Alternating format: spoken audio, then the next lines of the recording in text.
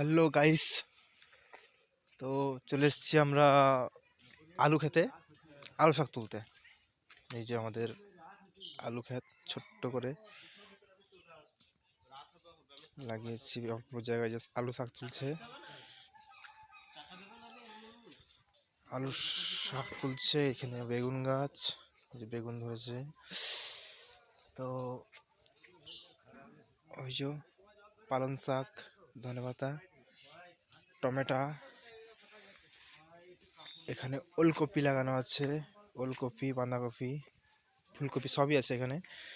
Tomato গাছ, আর এখানে আছে তোমার গিয়ে পালং শাক, আর এখানে লঙ্কা গাছ লাগানো আছে, বেগুন গাছ বললাম আমি।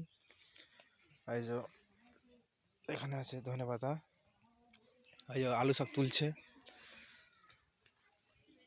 আলু শাক রান্না হবে মাছের মাথা দিয়ে। ফার্স্ট টাইম আলু শাক খাবো, তো কেমন লাগবে জানি না, আশা করি ভালোই লাগবে।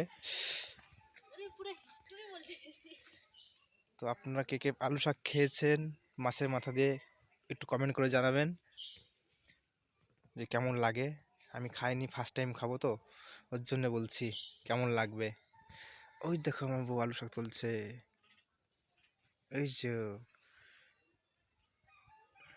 তো চলো দেখা যাক রান্না কেমন হয় আলু শাকের। হয়ে গেছে কমপ্লিট, এখন গিয়ে এখন রান্নার পালি খালি।